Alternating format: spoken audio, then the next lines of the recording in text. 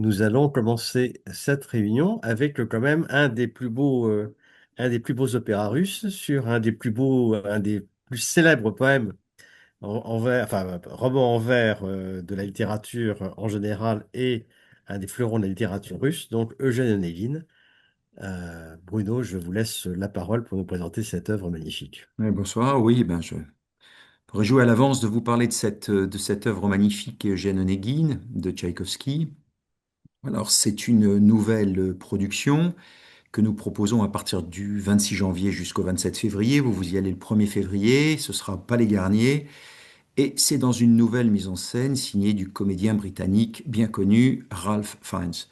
Alors, rappelons tout d'abord que nous avons pendant très longtemps proposé une production qui était signée de Willie Decker, qui était une production d'ailleurs d'une très grande sobriété. On l'a proposée de 1995 à 2017. Donc pendant très longtemps, c'est cette production qui a tenu l'affiche, avec une petite parenthèse en 2008 où on avait donné une production signée Tcherniakov et qui n'a jamais été reprise, qui était dans un style très différent d'ailleurs, très réaliste. Et donc, il était temps, incontestablement, de proposer à l'opéra une nouvelle production, en plus une production maison, hein, créée pour l'Opéra de Paris, hein, une commande de l'Opéra de Paris. Donc, signée, comme je vous l'ai dit, Ralph Fiennes. Alors, quelques mots d'abord. Alors, Tchaïkovski, bien sûr, que vous connaissez tous, qui est un immense compositeur russe, une institution nationale, qui a signé de très nombreux chefs-d'œuvre. Alors je pense comme ça en vrac à des concertos pour violon, concertos pour piano. Il a écrit 6 symphonies. La plupart sont des merveilles, notamment les 3 dernières. Il y a donc la cinquième et la sixième, la pathétique, qui est absolument immense. Il a écrit aussi des musiques pour ballet. On les connaît toutes, Casse-Noisette, Le Lac des Cygnes et j'en passe. Et puis 10 opéras. Il a écrit 10 opéras et les deux plus célèbres, les deux plus populaires sont Eugène Onégine et La Dame de Pique, qui est son dernier opéra. Nous allons donc parler d'Eugène Onégine. Alors, le contexte de la genèse d'Onégine est un peu particulier. On est à peu près on est en 1877, en mai 1877 très précisément, et Tchaïkovski décide d'écrire un opéra à partir du célèbre roman en vers d'Alexandre Pouchkine, autre grande institution nationale en Russie, grand écrivain et poète. Et donc il décide d'adapter le roman en vers de Pouchkine. Et alors, l'adaptation va se faire avec Konstantin Chilovski. Il n'est pas le seul à écrire le livret, Tchaïkovski, mais il va l'écrire, si je puis dire, à 4 mains avec Konstantin Chilovski. Le travail se fait assez rapidement, mais il va y avoir un drame, une tragédie dans la vie de Tchaïkovski, puisque l'année 1877 est aussi celle de son mariage avec une de ses élèves, Antonina Miliukova, et ce mariage va être un fiasco monumental. On sait que Tchaïkovski était homosexuel, il a tenté l'aventure du mariage, ça a été un échec, et il va avoir beaucoup de mal à s'en remettre. Il va faire même une tentative de suicide en se baignant dans les eaux de la Moscova. Ce suicide va être, si je puis dire, avorté. Enfin voilà, le contexte est un peu tragique, si je puis dire. Le contexte de la composition d'Eugène Onégine est un peu tragique. Cela ne l'empêche pas de finaliser sa partition 8 mois après, le 1er février 1878. La partition est terminée. Et là, il va se dire que il ne veut pas d'un grand théâtre pour créer son œuvre. À ses yeux et aux yeux du public, très rapidement, c'est une œuvre intimiste. Et donc, il ne veut pas prendre le risque de créer Eugène Onégine dans un grand théâtre avec beaucoup de moyens, etc. Non, il veut quelque chose de beaucoup plus intimiste. Et c'est la raison pour laquelle il va faire le choix du Conservatoire de Moscou. C'est donc une démarche très particulière. Et c'est devant un parterre d'étudiants très enthousiastes que le Eugène Onégine va être créé donc au Conservatoire le 29 mars 1879. Mais étrangement, alors que les étudiants sont très enthousiastes, le public ne suit pas tout de suite. Alors, différentes raisons à ça. La première est peut-être que Tchaïkovski a osé adapter l'institution qu'est Pouchkine. C'est presque un crime de lèse-majesté. En tout cas, il va falloir une première recréation, si je puis dire, 2 ans plus tard, en 1880 au Bolchoï de Moscou, et puis ensuite une autre 4 ans plus tard à Saint-Pétersbourg, en 1884, en novembre 1884, pour que Eugène Onégine devienne l'œuvre que l'on sait, avec le succès que l'on sait, et s'impose durablement au répertoire. Donc on voit bien que l'œuvre a mis un peu de temps quand même entre 1879 et 1884 pour s'imposer définitivement au répertoire. Alors, le sujet, on le connaît tous, c'est un sujet extrêmement simple finalement. Nous sommes dans la campagne russe, aux alentours de 1819-1820, et Madame Larina a 2 filles, Tatiana et Olga. Olga a un amant qui est un jeune poète du nom de Lenski. Et Lenski lui-même a un ami qui s'appelle Eugène Onégine. Et un jour, Eugène Onégine vient rendre visite à Madame Larina et donc à ses filles. Et dès le premier regard, Tatiana tombe éperdument amoureuse d'Eugène Onégine. Et donc, elle va décider de lui écrire une lettre passionnée, enflammée, pour lui avouer son amour. Onégine reçoit la lettre, vient rendre visite de nouveau à Tatiana, et là, c'est la douche froide. Il explique à Tatiana qu'il n'est pas fait pour le mariage, enfin, d'une certaine façon, il les conduit. Tatiana est malheureuse, elle ne le supporte pas, d'autant qu'elle a une imagination, une âme romantique, et donc elle est bien évidemment profondément bouleversée. Quelque temps plus tard, l'anniversaire de Tatiana, on organise une festivité pour l'anniversaire de Tatiana. Un bal notamment est organisé, on va y danser, on va y fêter son anniversaire. Et à cette occasion, le voisinage est invité, dont Eugène Onégine. Et Eugène Onégine va se mettre à danser avec Olga, la compagne de Lenski, ce que Lenski ne va pas supporter. Va s'en suivre une dispute très forte entre les 2 hommes en public, et ce qui doit arriver arrive, alors que ce sont 2 amis proches, ils décident de s'affronter en duel le lendemain matin à l'aube. Le lendemain matin, le duel a lieu, après que Lenski, dans un air resté célèbre, dit d'une certaine façon au revoir à la vie, en tout cas médite sur la vie, etc., et sur son amour pour Olga, et le duel a lieu, et Eugène Onégine tue Lenski.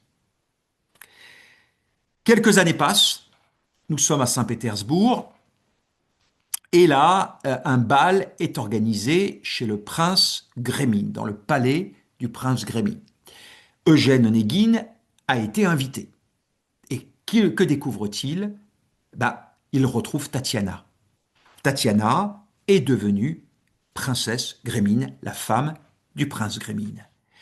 Eugène Onégine, tout à coup, semble découvrir ses sentiments pour Tatiana, et donc il demande à la voir, il se voit dans une petite pièce attenante. Là, Onégine cherche à reconquérir, si je puis dire, Tatiana, mais c'est trop tard. Tatiana, après un duo assez passionné, lui avoue qu'elle l'aime toujours, mais que pour autant, elle aime aussi son mari, elle restera son mari, et que donc leur amour à eux n'est plus possible. Elle est conduite d'une certaine façon, Onégine, comme Onégine l'avait été conduit au premier acte. Et l'opéra se termine sur un cri, une sorte de cri de détresse d'Eugène Onégine face publique. Voilà, et le rideau tombe sur ce cri de désespoir d'Onégine. Voilà, l'œuvre est donc magnifique, l'œuvre est tragique, bien sûr, le final en tout cas est un final tragique. Alors, on a dit que euh, le livret de Tchaïkovski et de Chilovski est une adaptation de Pouchkine. Alors c'est passionnant, justement, cette adaptation est passionnante comme toutes les adaptations parce qu'elles en disent long sur les intentions dramaturgiques du compositeur et de son librettiste. À l'origine, on l'a dit, le roman de Pouchkine est un roman en vers. Alors, il faut rappeler tout d'abord que Pouchkine, comme je l'ai dit, est une institution nationale. C'est un immense poète, un immense écrivain russe. Et que il est peut-être le premier poète authentique, en Russie. C'est une institution. Et la particularité de Pouchkine, c'est d'avoir inventé la langue russe, la poésie russe d'une certaine façon. Et cette particularité, c'est qu'il a effectué une forme de synthèse entre formes littéraires occidentales et les influences de son pays, le pittoresque, le folklore de son pays. C'est une synthèse extrêmement subtile. Et cette synthèse, pourquoi la fait-il? Ben, tout simplement parce que Pouchkine est conscient qu'à son époque, euh, l'aristocratie russe à laquelle il appartient est une aristocratie qui est très imprégnée du français. On parle français dans l'aristocratie, c'est la langue de l'amour, c'est la langue de l'élégance. D'ailleurs, j'ouvre une parenthèse que je referme tout de suite, dans le roman Eugène Onégine, Tatiana, quand elle écrit à Eugène Onégine, elle écrit en français. Et Pouchkine prend le soin de préciser qu'il traduit la lettre de Tatiana qu'elle a écrite en français. Très intéressant. Donc le français domine dans les hautes sphères de la société russe. Et donc, Pouchkine est lui-même très imprégné du français, qu'il maîtrise à la perfection. À l'âge de 10 ans, il lisait déjà La Fontaine et Voltaire. Donc il connaît très bien le français. Et donc, ce langage russe, ce langage qu'il va inventer, je le répète, est une synthèse extrêmement habile entre les influences occidentales dont il est baigné, dans lequel il baigne, et puis, je le répète, le pittoresque et la tradition russe. Et d'une certaine façon, Eugène Onégine est une manifestation assez éloquente de ce génie pouchkinien. Eugène Onégine a été écrit entre 1823 et 1830. Mais c'est un roman en vers qui est extrêmement dense. Il faut savoir qu'il y a plus de 5500 vers dans Eugène Onégine, qui sont écrits en tétramètre iambique. C'est une forme de vers avec un rythme très spécifique, une scansion extrêmement spécifique. D'ailleurs, le tétramètre était utilisé dans l'Antiquité par les Grecs, par les Latins, etc. Donc il reprend, on voit bien une forme consacrée, une forme ancienne. Donc le tétramètre iambique. Et il va même concevoir une forme très originale dans Eugène Onégine, puisqu'il va écrire des strophes qui sont constituées de trois quatrains et un distique. Le premier quatrain, vous avez des vers qui sont des vers plats, c'est-à-dire dans la forme AABB. Ensuite, vous avez le deuxième quatrain en vers alternés, ABAB, et le troisième quatrain en vers embrassé, c'est-à-dire ABBA, et un distique ensuite en vers plat. Donc la construction, la forme du roman de Pouchkine est extrêmement audacieuse. Mais pas seulement. Il y a également aussi un contenu qui est très ambitieux. Comme tous les romans français, Balzac par exemple, Stendhal, les grands romanciers, sont des romanciers qui ne se contentent pas de raconter une histoire, mais qui également définissent des profils psychologiques et développent un contexte politique, contexte social, contexte économique, contexte culturel. Tous ces éléments-là font la richesse du Eugène Onégine de Pouchkine. Alors pourquoi je vous dis tout ça? Parce que tout simplement, c'est un roman qui est considéré comme inadaptable, extrêmement compliqué à adapter. Et pourtant, Tchaïkovski et Chilovski vont relever le défi. Et que vont-ils faire? Eh bien, tout d'abord, ils vont couper. Première chose, ils vont élaguer. Parce que le roman, en tant que tel, ne peut pas être un livret d'opéra. Ils vont couper. Ils vont reprendre quelques vers qui sont cités in extenso, d'autres vers qu'ils vont transformer aussi. Donc ils vont faire un vrai travail d'adaptation. Mais peut-être que le plus grand travail qu'ils vont faire, c'est de couper à peu près les 40 premières pages du roman. Pourquoi les coupe-t-il? Il coupe ces 40 pages parce que dans ces 40 premières pages, Pouchkine se concentre essentiellement sur la figure d'Eugène Onégine. Pourquoi le roman porte le nom d'Eugène Onégine? Parce que le personnage central du roman, c'est Eugène Onégine. Or, le personnage central de l'opéra n'est plus Eugène Onégine. Volonté manifeste de Tchaïkovski et de Chilovski de déplacer en quelque sorte le centre de gravité. En coupant les 40 premières pages, qui précises qui définissent le profil psychologique d'Eugène Onégine. Le contexte, il vient de la ville à la campagne parce qu'il a hérité, etc., etc. Il s'installe à la campagne. C'est comme ça qu'il rencontre donc Lenski, etc. Bon, tout ça, c'est coupé. Donc, au moment, l'opéra commence 40 pages après le début du roman. Voilà, tout simplement. Et on réduit donc de cette façon l'importance du personnage d'Eugène Onégine. Et donc, il n'est plus important que les autres personnages, mais dans l'opéra, il a une importance à peu près équivalente les autres personnages, et notamment le personnage de Lenski, qui est le poète, et le personnage surtout de Tatiana, qui est le personnage de cette jeune fille romantique. Et donc, en procédant de la sorte, eh ben, l'angle dramaturgique n'est plus le même. On n'a plus le personnage central qui est Eugène Onégine, mais on déplace le curseur progressivement vers le personnage de Tatiana. Et les amours, donc, impossibles de Tatiana avec Eugène Onégine. Et ce qui est surtout très intéressant, c'est qu'on voit que, d'une certaine façon, Tatiana est l'antithèse d'Eugène Onégine. Elle est opposée à lui dans tous les domaines. Elle est aussi sensible, aussi authentique, aussi romantique que le personnage d'Eugène Onégine est froid, distant, vaniteux, sans doute aussi un peu superficiel, ne voulant pas véritablement s'investir, etc. Donc c'est très intéressant de voir comment l'opéra se construit sur cette opposition finalement de nature entre d'un côté Tatiana et de l'autre le personnage d'Eugène Onégine. Et d'ailleurs, c'est très intéressant de voir aussi comment le personnage de Tatiana évolue. C'est le seul personnage de l'opéra qui évolue psychologiquement parlant. Tous les autres personnages sont finalement un peu statiques. Ils sont ce qu'ils sont. Tatiana, elle, c'est une jeune adolescente qui, à l'acte 1, est profondément romantique, naïve, elle est dans ses illusions, elle est donc rejetée par Eugène Onégine, et puis progressivement elle va évoluer, elle va mûrir, et au troisième acte, elle a mûri. Et c'est la raison pour laquelle d'ailleurs, c'est elle qui éconduit Eugène Onégine. C'est très intéressant de voir cette symétrie renversée entre le premier acte où Eugène éconduit Tatiana et le troisième acte où Tatiana éconduit Eugène. Entre les deux, il y a cette évolution psychologique du personnage de Tatiana, ce qui en fait d'ailleurs un des personnages les plus fascinants de tout le répertoire lyrique. Alors maintenant, vous allez me dire, qu'est-ce qu'en fait Tchaïkovski? Ben, c'est très intéressant parce que finalement, il fait, sur le plan musical, ce que Pouchkine fait sur le plan littéraire. Une synthèse.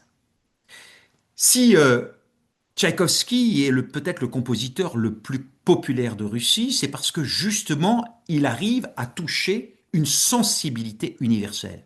Et cette sensibilité universelle, en tout cas, elle fait la synthèse de la sensibilité, je dirais, occidentale et de la sensibilité slave.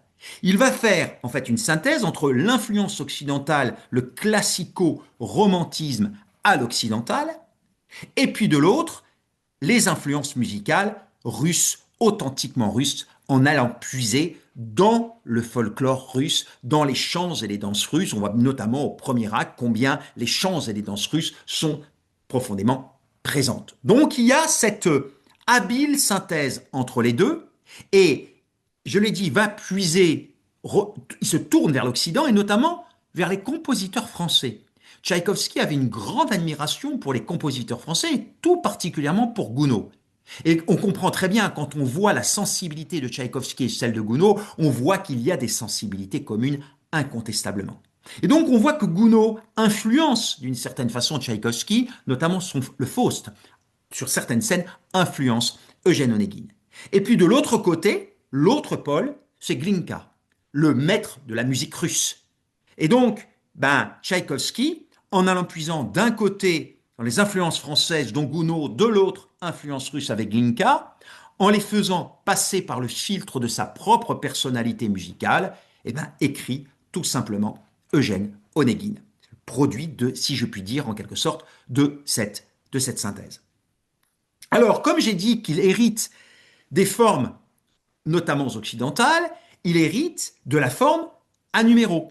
Et oui, Tchaïkovski a toujours écrit pour la voix, et très bien écrit pour la voix. Et donc, par conséquent, il a le souci de respecter ces formes. On retrouve le récitatif, le parler, on retrouve des airs qu'on peut parfaitement identifier, le grand monologue, l'arioso, le grand arioso de Tatiana, la scène de la lettre, mais aussi bien évidemment le grand air de Lenski au deuxième acte, le grand air du prince Grémine au troisième acte, qui est magnifique. Donc on voit ces formes consacrées de l'opéra à numéro, air, duo, ensemble, et bien évidemment un chœur omniprésent sur scène, le chœur populaire.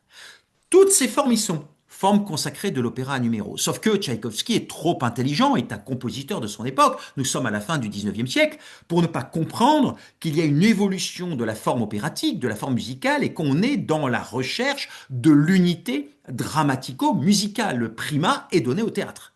Et le génie de Tchaïkovski, c'est d'avoir réussi à placer dans des scènes plus vastes, ce qu'il appelle des scènes lyriques, puisqu'on parle de scène lyrique, de cette scène lyrique et trois actes. Donc, on parle de scène lyrique. Dans ces scènes, cet enchaînement extrêmement fluide de forme à numéro, de sorte que on n'a pas le sentiment du séquençage, mais on a le sentiment que l'intrigue évolue de façon tout à fait naturelle. On a ce qu'on appelle cette unité dramatico-musicale.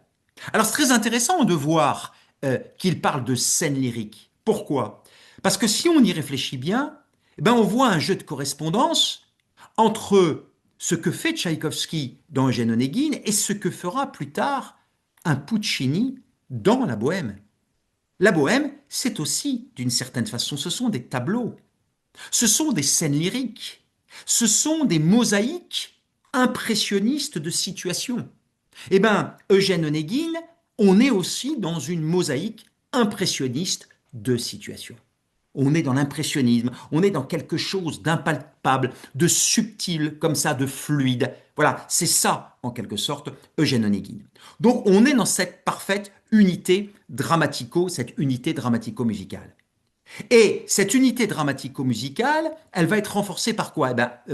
Là encore, Tchaïkovski est un homme de son époque. Alors, on sait qu'il n'aimait pas beaucoup Wagner, qu'il avait assisté à Bayreuth à la tétralogie, il y avait assisté, qu'il n'avait pas aimé. On est en 1870. Quand il écrit Eugène Onégine, c'est 1877. Je rappelle que la tétralogie a été créée en 1876 à Bayreuth, un an auparavant.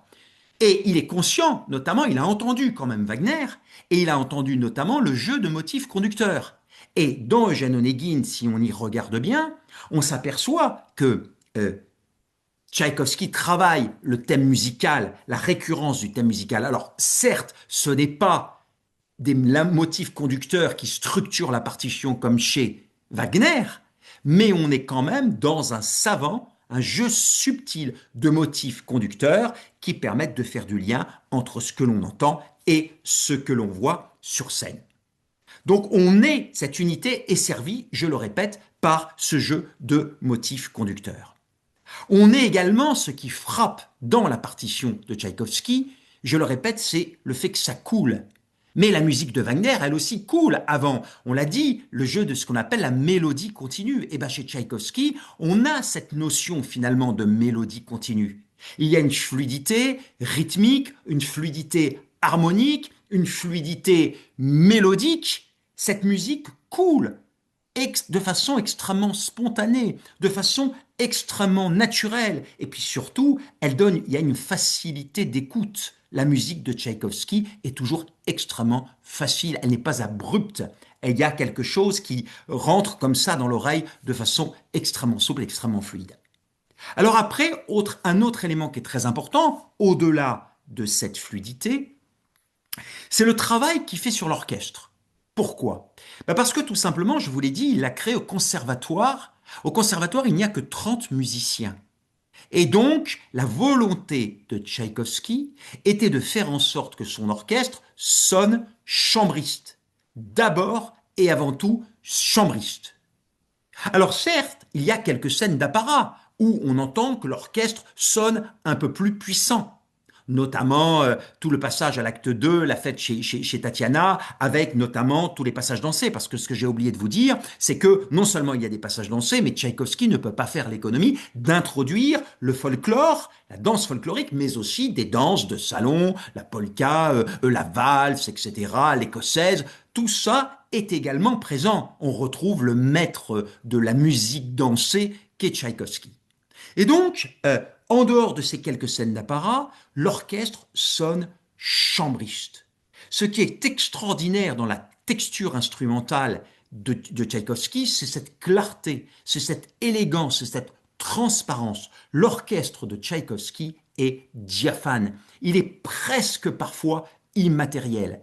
Il y a un subtil jeu de couleurs, notamment au niveau des pupitres des bois. Et c'est là où on voit l'influence française, ce travail sur les bois, cette coloration instrumentale si subtile et qui, je le répète, est très propre à la musique française, notamment avant le 19e, puisque Rameau était capable aussi de cette coloration instrumentale. Donc cet orchestre sonne d'abord et avant tout chambriste, délicat. Hein. Voilà, c'est vraiment de la dentelle. C'est un orchestre transparent, c'est un orchestre où la lumière, il y a une lumière intérieure. Même si, on est dans une histoire qui est tragique. Mais pour autant, l'orchestration de Tchaïkovski n'est jamais pathétique. Elle le sera beaucoup plus, par exemple, dans La Dame de Pique. Dans La Dame de Pique, quand on écoute l'orchestration de La Dame de Pique, c'est une orchestration qui est beaucoup plus dense, qui est beaucoup plus pathétique, qui est beaucoup plus sombre, beaucoup plus romantique. Là, ce qui est très intéressant, et c'est là où on voit l'influence de l'Occident, le classico-romantisme, c'est que Tchaïkovski traite d'un sujet finalement éminemment romantique, mais il utilise des moyens qui sont des moyens classiques dans la continuité, par exemple, d'un Mozart au XVIIIe ou, je le répète, des compositeurs français. Je vous ai souvent dit qu'il y avait une facture classique chez les compositeurs français, Gounod, Massenet, etc.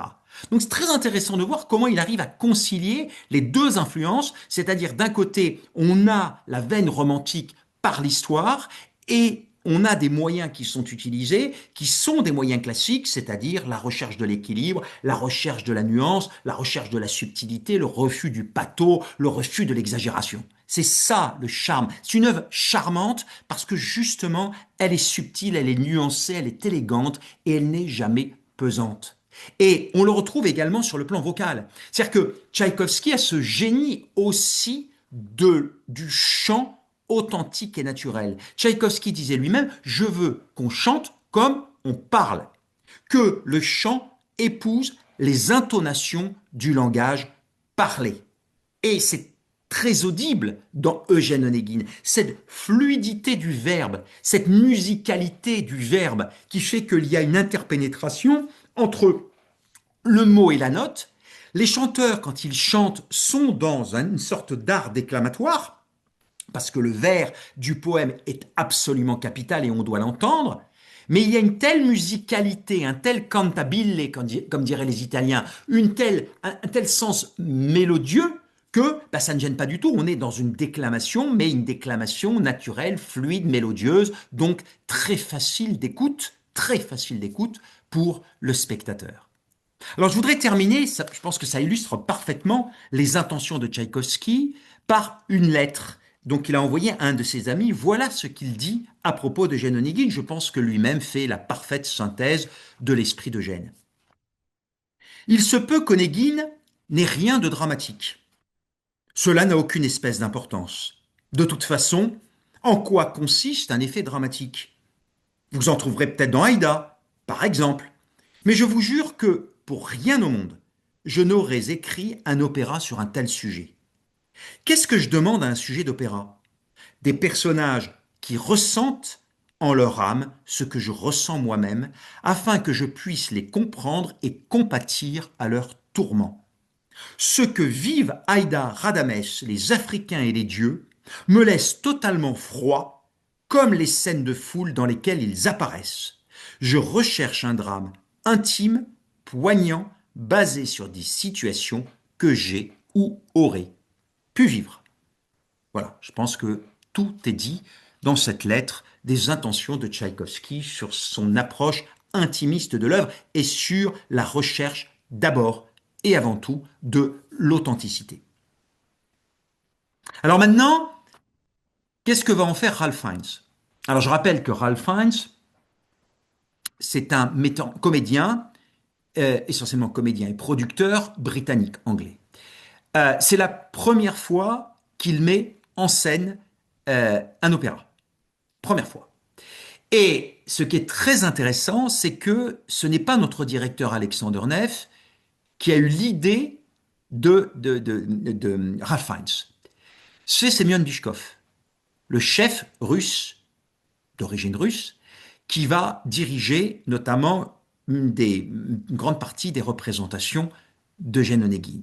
Je rappelle, j'ouvre une parenthèse que je referme immédiatement, vous avez dû voir que Semyon Bishkov a été nommé directeur musical de l'Opéra de Paris à partir de 2028. Il est d'abord nommé directeur musical désigné pendant 2 ans, jusqu'en 2028. Qu'est-ce que ça veut dire désigné? Ça veut dire que, en fait, entre 2026 et 2028, comme nous allons fermer, vous êtes au courant que nous allons fermer le Palais Garnier, on va mettre en place une programmation spécifique. Et donc, Bishkov va être partie prenante dans cette programmation pour optimiser les ressources, notamment les formations musicales, et pour proposer, notamment, développer une série de concerts, etc., qui va diriger. Voilà, on va essayer d'optimiser, Garnier est enfermé, de voir comment on peut réorganiser donc les saisons, et on va s'appuyer sur la vision musicale de Semyon Bishkov sur son métier. Voilà. Donc, pendant 2 ans, il est chef désigné et ensuite, à partir de 2028, en août 2028, il est officiellement directeur musical de l'Opéra de Paris. Je referme donc cette longue parenthèse. Mais tout ça pour dire que c'est Semyon Bishkov qui a choisi, en fait, Ralph Fiennes et qui l'a proposé à Alexander Neff. Voilà. Et donc, Fiennes a beaucoup travaillé avec Bishkov. Il a beaucoup travaillé avec Bishkov parce que Bishkov est un spécialiste de la partition. C'est son opéra préféré. Il adore Eugène Onegin, il l'a gravé au disque en 1992. Et donc, il a une vision très claire de ce qu'est Eugène Onegin. Et donc, eh ben, il a initié, si je puis dire, Ralph Fiennes. Initié, pas totalement, parce que Fiennes connaissait le roman en vers de Pouchkine. Comment le connaissait-il? Eh ben, en 1999, il a joué le personnage d'Onegin dans un film au cinéma mis en scène par sa propre sœur. Donc il connaît le personnage d'Onegin, mais du roman de Pouchkine. Par contre, ben, l'opéra, il n'a jamais mis en scène d'opéra, il ne connaissait pas bien l'opéra. Donc c'est Bishkov qui l'a initié à cet opéra. Et comme Ralph Fiennes est un artiste très humble, eh ben, il a également travaillé sur la mise en scène avec les chanteurs de l'Académie. Il y a eu quelques sessions avec les chanteurs de l'Académie pour comprendre les enjeux de la mise en scène, pour faire en sorte de pouvoir bien comprendre ce que c'est que de diriger des chanteurs. Ce n'est pas la même chose que de diriger des comédiens. Donc on voit bien la démarche de Ralph Fiennes, ce professionnalisme en quelque sorte, je dirais presque à la britannique, mais ce professionnalisme, cette volonté de ne pas mettre en scène pour mettre en scène, mais de dire ok, on m'a choisi, alors maintenant je vais comprendre les règles de l'opéra, je vais en comprendre les conventions, et je vais surtout faire en sorte de travailler au plus près des chanteurs. Donc ça c'est passionnant, toute la démarche de Fiennes pour arriver à monter ce projet d'Eugène Onegin. Et quand je parle d'humilité, je parle également d'humilité dans son projet en tant que tel. À savoir que lui-même a dit, voilà, je ne suis pas plus intelligent que l'œuvre, je me mets au service de l'œuvre, en toute humilité, en respectant scrupuleusement l'œuvre. Donc, eh ben, très clairement, il n'y a pas on ne change pas d'époque.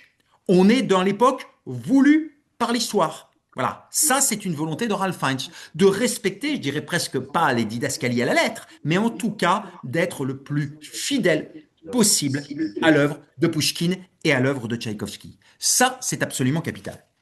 Alors, du coup, on est dans quoi? Alors, je vais vous citer euh, un extrait du dossier de presse qui dit la chose suivante à propos de ses intentions.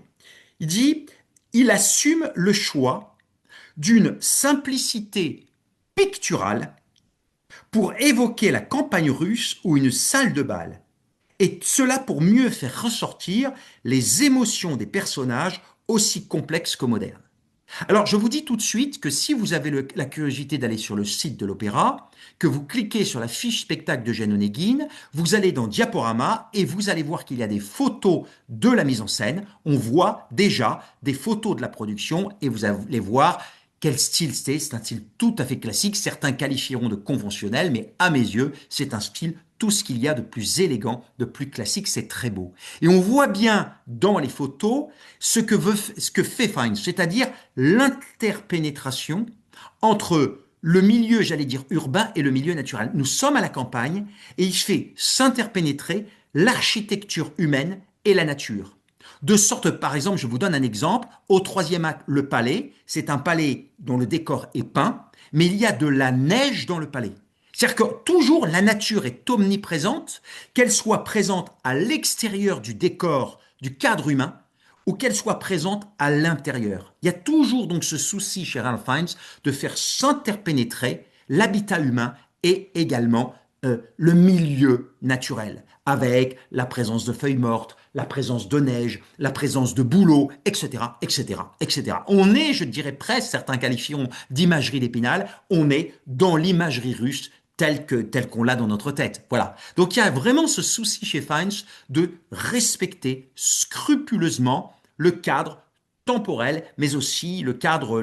Alors le cadre temporel, il y a une légère, on est plutôt à l'époque de Tchaïkovski, mais on reste au 19e siècle avec des costumes du 19e siècle et dans des décors qui sont des décors éminemment poétiques, pas seulement peints, parce qu'il y a aussi des éléments de décor naturel, notamment des bouleaux, comme ça, bois de bouleaux. On se croirait dans, je ne sais pas si vous aviez vu le Snegurotchka de Rimsky-Korsakov, mais on est un peu dans cet esprit-là, l'esprit de la forêt, et puis également des décors qui sont peints. C'est très très beau. Allez voir les photos, c'est splendide au niveau du décor, au niveau des costumes, et puis au niveau également de l'éclairage. Une mise en scène qu'on pourra qualifier de bon goût. Voilà, ce qui est suffisamment rare pour le souligner.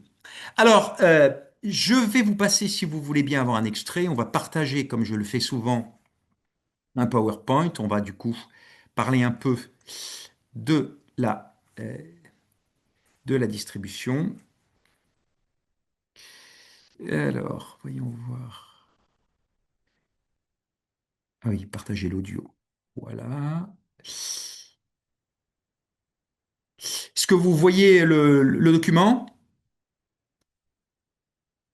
Oui? D'accord. Alors, donc, la direction musicale, j'en ai parlé, Semyon Bishkov, pour une grande partie des représentations, et ensuite on aura Kazé Scaglione. Kazé Scaglione, il a dirigé avec Semyon Bishkov Electra en 2022. Il a succédé à Semyon Bishkov aussi. Comme pour Eugène Onegin, ils se connaissent très bien. Scaglione est le directeur musical de l'Orchestre national de France. Voilà, je le rappelle, c'est un chef américain. Alors vous, du coup, vous aurez la direction de Semyon Bishkov, ce qui est une très bonne chose le 1er février. Tatiana, ce sera Rosanne Mantaschian, qui est une soprane russe qui a chanté dans Boris Godunov. Elle était Xenia. Boris Pinkasovitch, Eugène Onegin, c'est un baryton, bien sûr, c'est un rôle de baryton. Il était Andrei, aussi dans Boris Godunov, en 2018. Bogdan Volkov, c'est un ténor ukrainien qui fera ses débuts à l'Opéra de Paris. Marvik Montréal est une mezzo de mémoire canadienne qui fera également ses débuts à l'Opéra. Madame Larina, qui est la mère de Tatiana et Olga, on ne la présente plus, c'est Suzanne Graham, la très grande mezzo américaine qui a fait les beaux soirs de l'Opéra de Paris pendant des décennies. Notamment, elle chantait beaucoup avec Fleming dans les années 90. Philippe Kievna, la nounou, Elena Zaramba, c'est une très grande alto russe qui a une longue carrière derrière elle. Moi, je me souviens l'avoir vue lors d'un récital Placido Domingo en 1998 au Palais Garnier. Elle avait donné la réplique à Domingo dans Carmen. Elle était Carmen, c'est une grande Carmen. Et le prince Grémine, Alexander Tsimbaliuk, qui a eu un changement de distribution, c'est Tsimbaliuk, très grande basse russe, qui était notamment le commandeur dans le Don Carlos de Verdi. Et il a été aussi Boris Godunov, il a été un magnifique Boris Godunov.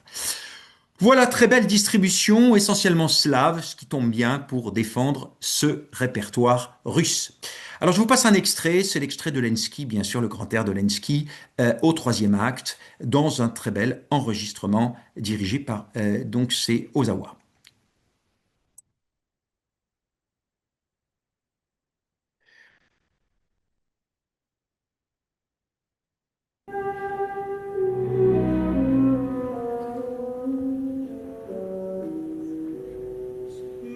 Agit Dios, li llevan a su aquí. Si es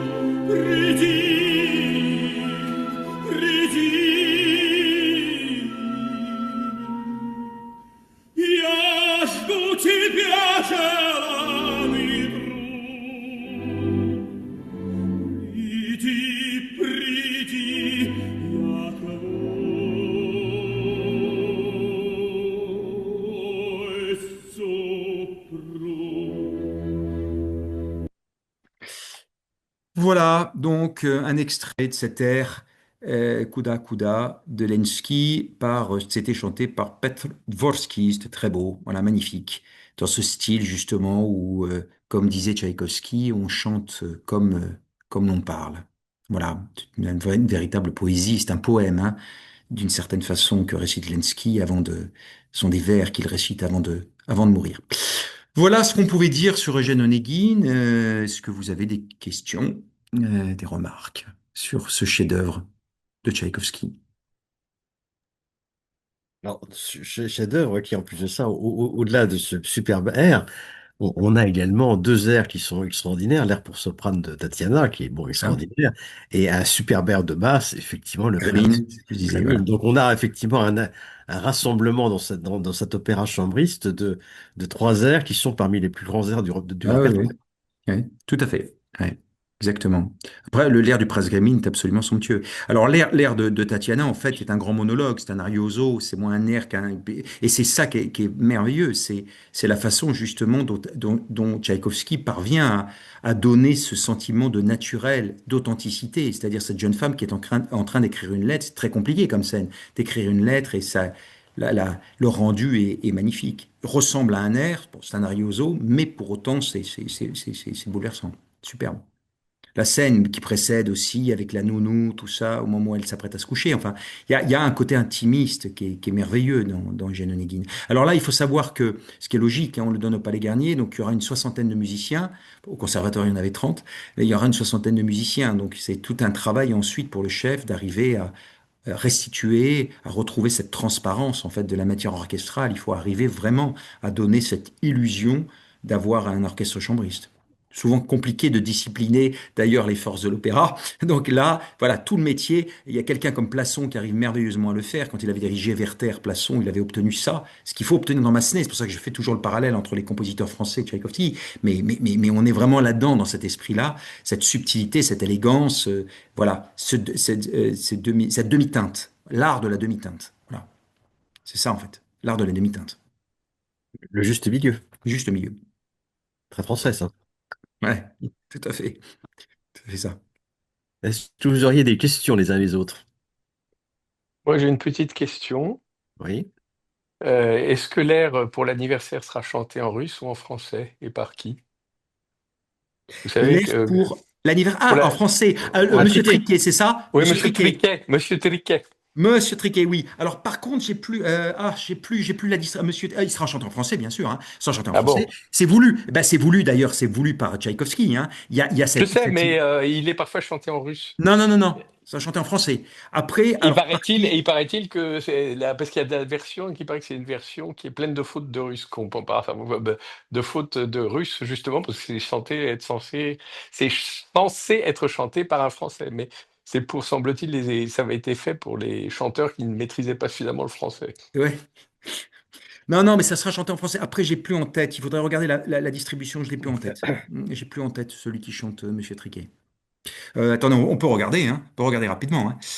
Attendez, je vais regarder ça. On va regarder tout de suite.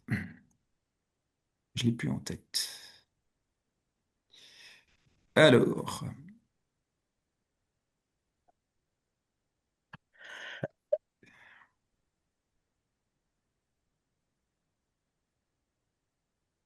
voilà. Alors, Eugène.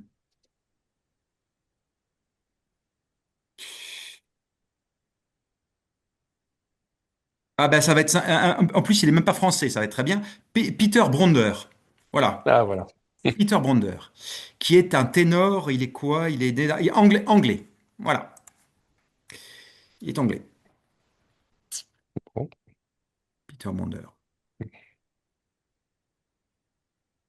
Alors, dans les choses que je trouvais amusantes aussi, c'est que on vous avait dit tout à l'heure que ça reprenait toutes les formes de l'opéra classique, etc. Et on a des duos, mais on n'a pas de duo d'amour. Non. Et pour cause, puisque Eh c'est oui, une histoire eh oui, d'amour. C'est une oui, histoire d'amour impossible. Sauf si on aurait pu avoir entre Olga, c'est très intéressant. On aurait pu avoir entre Olga et Lenski. oui. Euh, ouais. Alors après, ouais, c'est pas vraiment des duos. Oui, c'est pas vraiment des duos parce qu'il y a au premier acte aussi où à un moment les personnages s'isolent. Mais c'est vrai qu'on n'est pas dans des vrais duos. Ouais. Des duos d'amour, en tout cas, c'est Ouais, évident. et Intéressant. à la fin, on voit bien qu'ils sont, enfin, la musique n'arrive pas à recoller.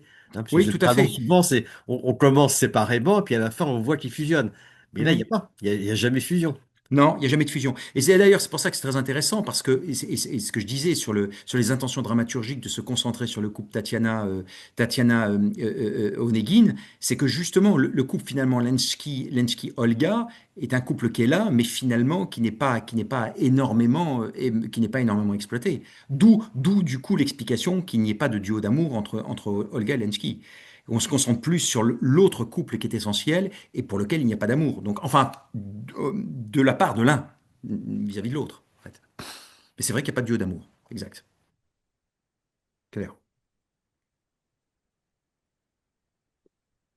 Et alors, on a effectivement beaucoup de, comment dire, enfin, Tchaïkovski est quand même un spécialiste des amours difficiles, hein, entre Roméo et Juliette, celui-là, et, enfin, et d'autres. Enfin, il a fait quand même La Dame de plusieurs Pique. œuvres qui sont des amours qui n'ont jamais réussi. Enfin, Bien sûr. Hermann, dans La Dame de Pique, c'est Ouais. pareil. Ça, c'est que des amours qui n'ont pas réussi.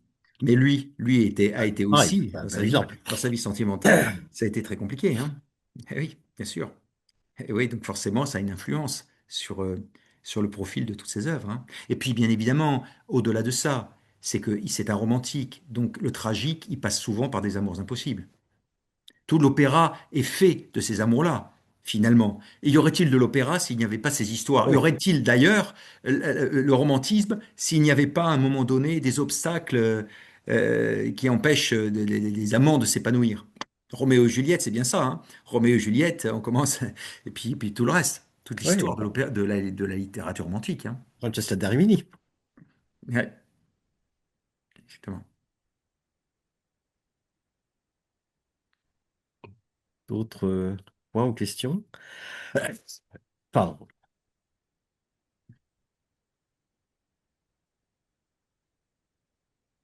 Bon, alors effectivement, pour ceux qui ont vu, ceux qui ont vu, non pas la tétralogie entière, mais au moins les derniers Siegfried et Wagner, vont trouver que c'était quand même une musique tout à fait différente. Oui. Et je crois me souvenir qu'effectivement, Tchaïkovski avait dit, alors, Tchaïkovski a été critique musical, hein, comme beaucoup de musiciens. Hmm. Il avait donc assisté à la première de la tétralogie et il était revenu de là en disant, j'ai l'impression de sortir d'une prison. Oui, oui. Oui. Ah oui, Donc, il était très dur avec la tétralogie, oui, bien sûr. Ouais. et donc Mais de là, toute façon, mais de toute façon, même si, comme tout, c'est-à-dire que Wagner était incontournable à l'époque et chaque compositeur est allé plus ou moins un tout petit peu puiser, mais globalement, Tchaïkovski, de toute façon, c'est un classique. C'est un compositeur qui va puiser chez Mozart, qui va puiser chez les classiques du XVIIIe siècle. Il est profondément influencé par ça. Il n'y a rien à faire. Sa sensibilité le prédispose à ça, parce que c'est une sensibilité délicate. Parce qu'à chaque fois, on se fait l'image du romantisme. Oui, il est romantique. Bien sûr qu'il est romantique, parce qu'il utilise en plus les recettes du romantisme, le fatum et tout ça. Mais sa sensibilité, en tout cas musicale, sa sensibilité musicale est une sensibilité profondément classique. C'est définitif. Enfin, je le répète, il y a pas, il y a une communauté de sensibilité avec les compositeurs français. Moi, ça me frappe. On écoute Gounod, mais bien sûr on est dans le même, on est dans le même périmètre, hein. On est dans le même périmètre. Dans le travail sur la voix, dans l'art de la demi-teinte, dans le refus du pâteau, dans leur recherche toujours de la transparence, de la clarté. Il y a toujours la délicatesse instrumentale. On est là-dedans. Là-dedans. Il y a une communauté, bien sûr, il y a une fraternité entre, entre les compositeurs français et Tchaïkovski. C'était une évidence. Et donc, donc Wagner, pour lui, c'est trop excessif, c'est trop, d'une certaine façon trop romantique, mais romantique dans le sens, parce que je fais toujours une différence, ça c'est très intéressant, le classico-romantisme, entre la sensibilité musicale et la sensibilité personnelle. C'est-à-dire qu'on peut très bien avoir une sensibilité personnelle romantique, c'est-à-dire développer des sentiments qui sont connotés sentiments romantiques, tout en les traitant de façon classique, c'est dans une forme classique. Et c'est pour ça d'ailleurs qu'on voit que tout au long du 19e siècle, eh ben, par exemple, un Schumann, ou un Brahms, c'est pas un Liszt. C'est pas la même veine. parce qu'on voit bien que dans un cas, Liszt, c'est un romantique qui utilise des formes résolument romantiques, musicalement parlant, et c'est ce qui explique pourquoi chez Liszt, parfois, on a le sentiment un peu du chaos, de l'originalité, comme d'ailleurs Berlioz, de l'originalité profonde, on ne sait jamais véritablement où on est, c'est très déstabilisant, parce que l'art romantique est un art par définition de l'irrégularité. Alors que, à côté de ça, vous allez écouter Brahms, le travail de Brahms, vous allez écouter le travail de Schumann, vous apercevez qu'il y a même malgré une sensibilité romantique qui est développée, profondément développée, pour autant, elle est développée par le truchement à travers des formes qui, elles, sont des formes extrêmement équilibrées, des formes classiques. En fait, c'est comme si tous ces compositeurs classico-romantiques se disaient, j'ai une inspiration romantique, j'ai une sensibilité comme ça romantique, et je vais y mettre des digues, c'est-à-dire je vais essayer de canaliser cette sensibilité à travers des formes structurées qui m'empêchent d'une certaine façon de partir dans tous les sens. En fait, c'est très intéressant. Et on voit par exemple le summum de ça, à la fin du 19e, c'est finalement quelqu'un comme Strauss, qui lui pris entre deux pôles qui sont exactement les mêmes. C'est-à-dire d'un côté, c'est deux dieux, c'est Mozart et Wagner. C'est très compliqué pour lui. Comment concilier les deux? Comment concilier d'une certaine façon l'inconciliable? Comment faire en sorte d'aller vers le classicisme mozartien et de l'autre vers des structures qui sont des structures beaucoup plus audacieuses, qui sont celles de Wagner? Comment arriver à concilier les deux? Ben, on passe chez Strauss en permanence, on passe de Salomé à Capriccio. Voilà. On passe de Salomé à Capriccio. Bon, voilà. Cette ambivalence, en quelque sorte. Très intéressant Ouais. d'analyser ça, au 19e notamment. Hmm. Et Tchaïkovski, ben, c'est typiquement ça. Lui, c'est un classico-romantique. C'est quelqu'un qui est de son époque, c'est-à-dire qu'il développe une sensibilité romantique. Oui, bien sûr, il a des sujets romantiques, mais par contre, il utilise des formes, en dehors peut-être le final, je le répète, la pathétique et la dame de pique, mais avant, on est dans une recherche permanente de l'équilibre, de la clarté, voilà, de quelque chose qui est de la forme classique, quoi, de l'inspiration classique. Très clair. Alors, ce que vous disiez aussi tout à l'heure sur Tchaïkovski et la France, hein, et notamment l'aristocratie, bon, Tchaïkovski, sa nounou était française. Mhm. Hein. Donc, le Mhm. français, c'était, non pas sa langue maternelle, mais quand même pas loin. Hein. Pas Et, loin, et bien du sûr. reste, une des dernières personnes qu'il a visitées, c'était elle. Hein. Mhm. Avant de mourir, il est allé la voir. Enfin, ça n'a Ça, je évidemment savais pas pas qu'il ça. de mourir. Ouais. Euh, Mhm.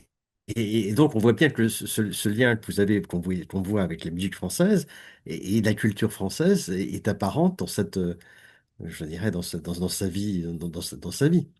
Et on Et voit donc, je pense que l'importance c'est aussi du français. C'est très intéressant de voir, par exemple, que sa protectrice, je ne retrouve pas le nom, sa protectrice qui était là. Madame Bon, Merck. Madame von hein, Meck. Von Meck, exactement, je ne retrouvais pas le nom. Et ben, Von Meck, elle a eu comme elle a notamment, Debussy a travaillé chez la baronne Von Meck. Et donc c'est très intéressant, hein. Hein. Il a été précepteur ou je sais plus, enfin voilà, il a travaillé chez la baronne Von Meck. Donc c'est intéressant aussi de voir ça. Von Meck, Tchaïkovski, Debussy, l'influence française, etc. C'est évident. On retrouve encore ça. Très bien. Est-ce que vous avez d'autres questions, remarques à formuler avant que nous ne remercions Bruno? Alors moi j'ai juste une information à vous passer. Donc la prochaine réunion avec Bruno, prochaine présentation, pardon, c'est le 5 février, donc très prochainement, 3 jours avant notre un bal masqué. Hein. Donc voilà, donc soyez là, parce que ce sera effectivement tout à fait intéressant. Et nous avons la chance d'avoir une distribution absolument extraordinaire le 8 février, comme on a aussi une belle distribution cette fois-ci, mais là, ça sera Oui. particulièrement important. Ouais, on a un spectacle là, vraiment, c'est un très beau spectacle. C'est un spectacle, voilà, très élégant, raffiné, en harmonie, me semble-t-il, avec Tchaïkovski. Voilà, tout simplement, en harmonie. Oui, C'est tellement c'est un des important. plus beaux opéras, c'est un des plus beaux opéras, et même si on aime beaucoup Gounod, c'est infiniment supérieur à Gounod. C'est vraiment, c'est un opéra qui vous fait presque pleurer. C'est dommage, on regrette de pas, il paraît qu'on en profite encore mieux quand on comprend le russe, mais bon. Ouais. Ouais. Alors après, on peut discuter. Mais j'adore cet opéra, j'adore Gounod aussi. Et dans Roméo et Juliette, il y a des airs Mm. absolument sublimes quand on les entend en plus avec Alagna dans les années 90. Enfin, il y a des moments absolument sublimes chez Gounod aussi. Mais en tout cas, il n'y a pas la peut-être qu'il n'y a pas la sensibilité russe, la sensibilité slave. Voilà. Comme- Et Mais même ça, déjà, tout le début, les chœurs qui commencent, les chœurs de paysans, ouais. c'est magnifique. Oui, bien sûr. Il y a un côté, ce que je disais, folklorique, pittoresque aussi. Et en même temps, ce qui est très intéressant, c'est que il n'abuse pas de ça, Tchaïkovski. Non, Voilà. Il non. fait pas dans le pittoresque, il fait pas dans le pittoresque pour faire dans le pittoresque. Il introduit ces éléments de façon extrêmement subtile.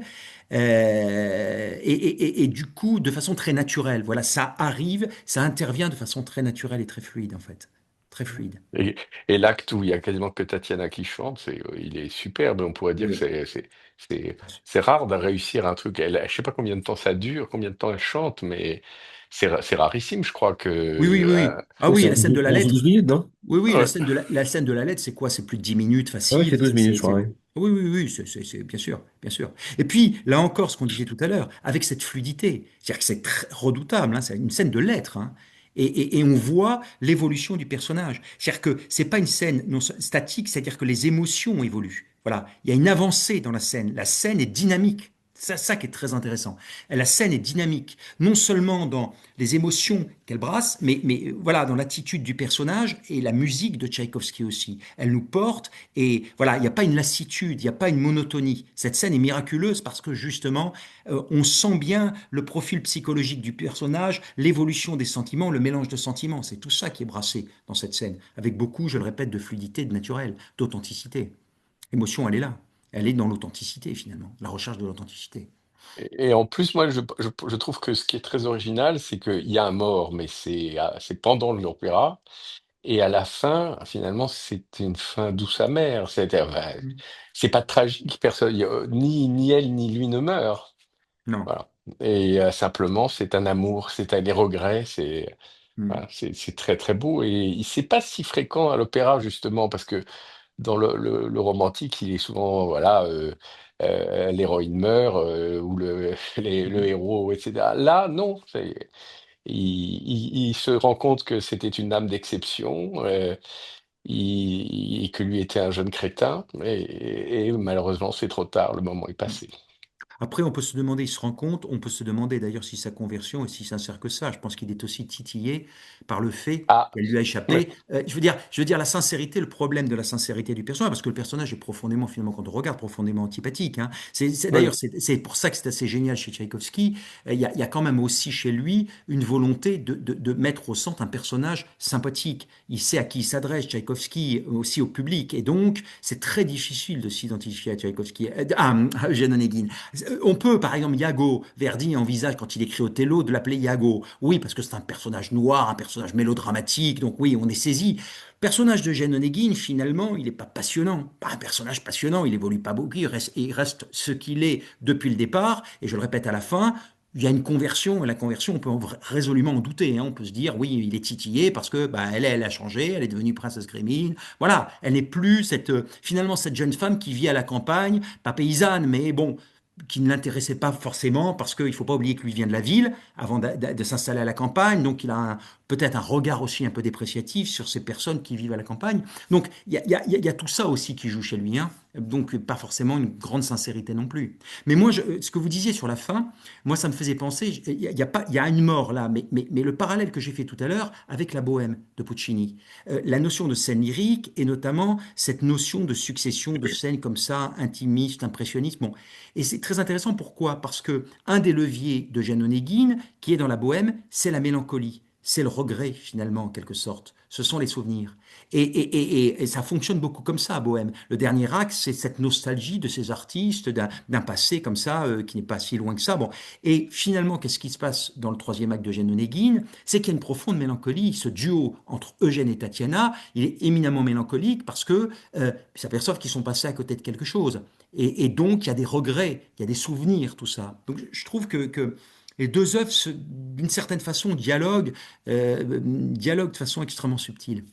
De façon extrêmement subtile, ouais.